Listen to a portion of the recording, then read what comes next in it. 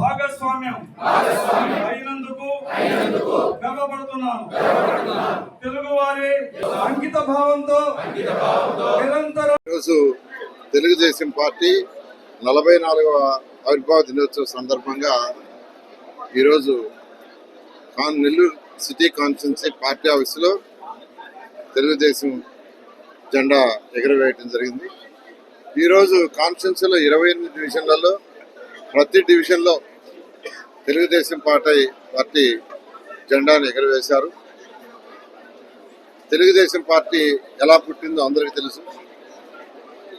ఆనాడు కాంగ్రెస్ ప్రభుత్వం చేస్తున్న పరిపాలన అంటే అది ప్రజాస్వామ్యంలో లేకుండా గెలిచిన ఎమ్మెల్యేలు ముఖ్యమంత్రిని ఎన్నుకోకుండా ఢిల్లీ నుంచి కవర్లలో వస్తుంటే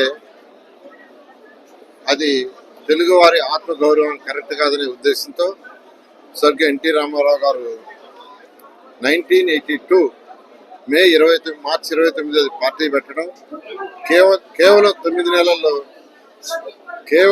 నెలల్లో ఏర్పాటు చేయటం.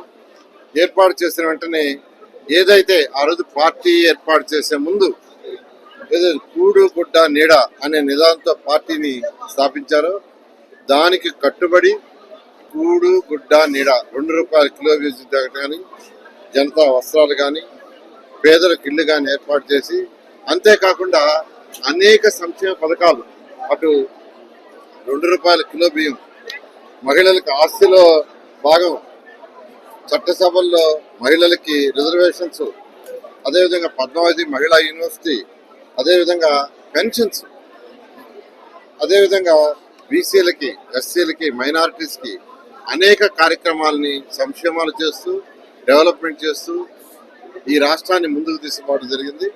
ఈరోజు గౌరవనీయ ముఖ్యమంత్రి గారు ఆ రోజు పార్టీ ఏ సిద్ధాంతంతో కూడు గుడ్డ నీడ చేశారో దానికి కట్టుబడి అటు సంక్షేమాలు ఇటు డెవలప్మెంట్ రెండు, సంక్షేమం ఒక పక్క చేస్తూ డెవలప్మెంట్ మరొక పక్క చేస్తూ ఈరోజు రాష్ట్రాన్ని ముందుకు తీసుకుపోతున్నారు. ఇది ఆ రోజు స్వర్గీయ ఎన్టీ రామారావు గారు ఏదైతే నిదాన పార్టీని పెట్టారో అది. అయితే దీనికి కార్యకర్తలే తెలుగుదేశం పార్టీకి బలం. ఈరోజు 1 కోటి మంది కార్యకర్తలు ఉన్నారు. కార్యకర్తలు ఎవరైతే ఉన్నారో వాళ్ళకి సంక్షేమ నిధి ఏర్పాటు చేసి, యాక్సిడెంట్ అయితే ₹5 లక్షల వచ్చే విధంగా ఈరోజు యువనాయకుడు లోకేష్ గారు పార్టీ జనరల్ సెక్రటరీ ఏర్పాటు చేయడం జరిగింది. అదేవిధంగా నెల్లూరు సిటీలో తీసుకుంటే నన్ను 74,000 మెజార్టీతో నెల్లూరు సిటీ ప్రజలు గెలిపించడం జరిగింది. అయితే వారి యొక్క నమ్మకాన్ని ఒమ్ము చేయకుండా ఈరోజు నెల్లూరులో అనేకమైన వర్క్ జరుగుతున్నాయి. అదేవిధంగా ఏ కార్యకర్తలు అయితే నా కోసం కష్టపడ్డారో వాళ్ళందరూ కూడా నా వంతు యాక్చువల్గా నేను చేస్తున్నాను. వాళ్ళు ఎంతో ఆనందంగా ఉన్నారు. ఖచ్చితంగా ప్రతి కార్యకర్తని తెలుగుదేశం పార్టీ ఆదుకుంటుంది.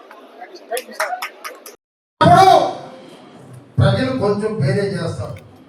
అనిల్ కరెక్టా, నారాయణ గారు కరెక్టా, వైసీపీ కరెక్టా, తెలుగుదేశం కరెక్టా, ఈ రెండు చూస్తారు. అదే అనిల్ అంటే నారాయణ గారికి 74 కాదు 84,000 మెజార్టీ ఉంటుంది. ఎవరో తెలియదు కాబట్టి ఏదో చేశారు, అది ఎవరికి తెలియట్లే ఆ రహస్యం. రెండు వేరే చేస్తేనే తెలుస్తాయి రాజకీయాలు.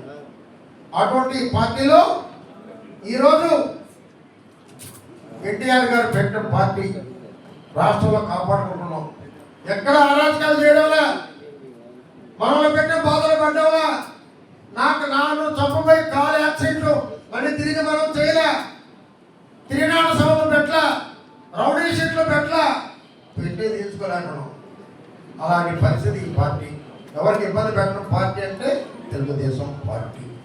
అటువంటి పార్టీ నారాయణ గారి నాయకత్వంలో ఈరోజు ఆయన చేసేటటువంటి కార్యక్రమాలు, under ground drainage, 24x water, చెట్లు, పార్కులు, ఎన్టీఆర్ నెక్లెస్ రోడ్, ఈరోజు దాన్ని 2 కోట్లు పెట్టి నోడా డెవలప్ చేస్తుంది. మన సార్ కూడా చూసి వచ్చారు.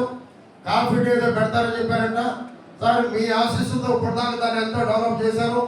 ఆ కొరవ కూడా మీ నాయకులు